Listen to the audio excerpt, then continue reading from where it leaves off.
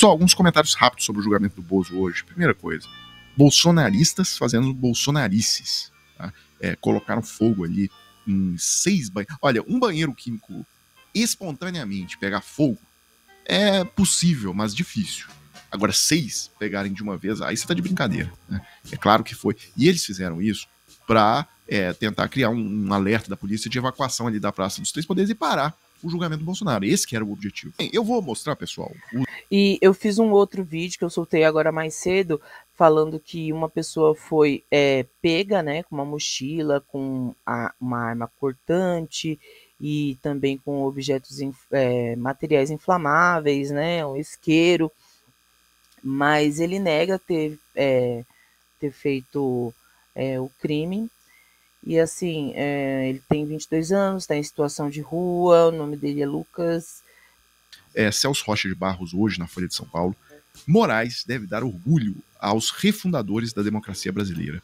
Ministro não ignorou fatos cristalinos por medo de Kid Preto ou vontade de visitar a Disney. Aí ele começa o texto dizendo, olha, hoje o importante ministro do STF, Alexandre de Moraes, apresenta seu voto e tal.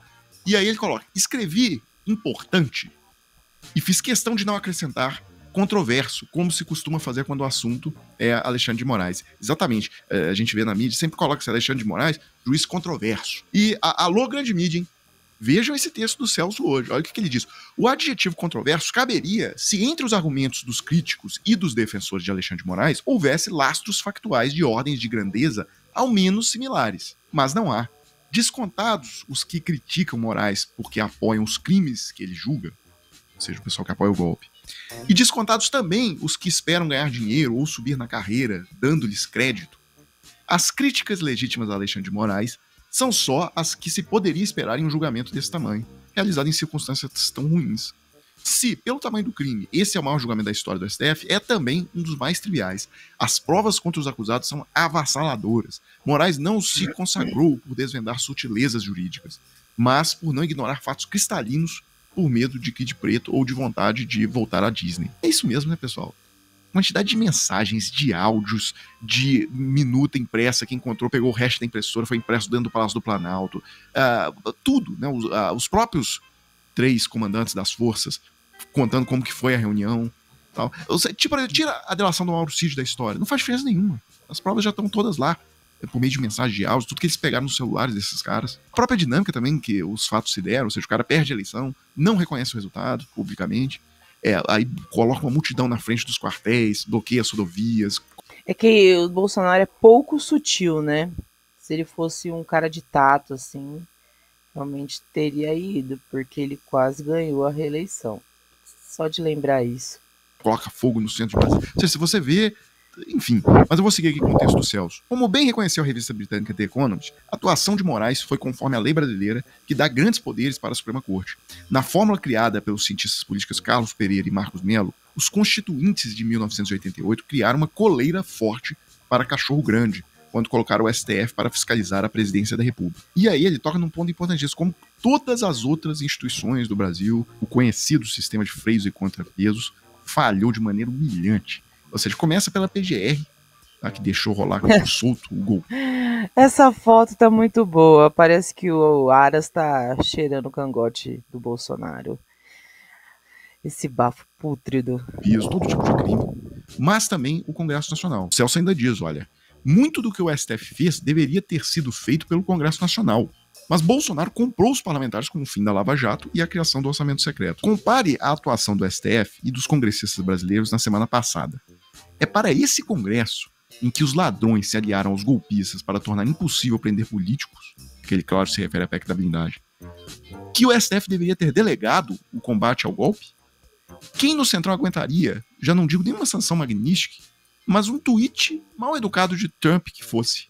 No combate ao golpismo, o STF não teve excesso de protagonismo. Foram as outras instituições brasileiras, mais facilmente capturáveis por ladruagens, que se omitiram. Bem, aí só retomando aqui a questão do julgamento, o UOL diz, Fux interrompe Moraes, reclama de Dino, ausenta-se 3 vezes antes de votar. CNN, Fux sinaliza a divergência de Moraes depois de apenas 7 minutos de voto. E a Folha dizendo, Fux antecipa divergências com Moraes em julgamento de Bolsonaro e ministros trocam indiretas.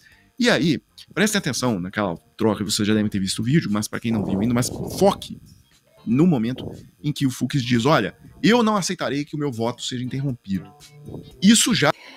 Diz o homem que interrompeu para dizer que não quer ser interrompido no momento em que ele começará a falar. Sinaliza realmente que ele vai ter várias discordâncias e ele não quer ali, Flávio Dino e Alexandre de Moraes, interferindo, dizendo, olha, mas isso que você diz aí não tem sentido nenhum e tal. Ele quer fazer o voto sem ser interrompido.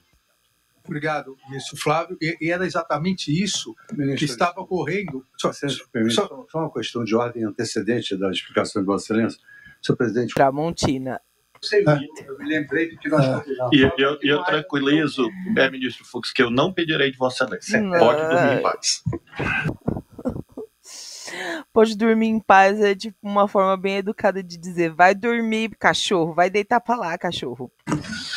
Bem, de qualquer forma, a tendência então é que o julgamento ou fique 5-0 pela condenação, mas o Fux advogando ali penas mais baixas, ou 4-1 e o Fux votando pela absolução. De qualquer forma, eu só queria fechar com essa fala importantíssima aqui do Alexandre de Moraes. O Brasil quase volta a uma ditadura que durou 20 anos, porque uma organização criminosa constituída por um grupo político não sabe perder eleições, porque uma organização criminosa constituída por um grupo político liderado por Jair Bolsonaro não sabe que é um princípio democrático e republicano a alternância de poder. Quem perde vira oposição e disputa as próximas eleições. Então, o vídeo do senhor desmascarando,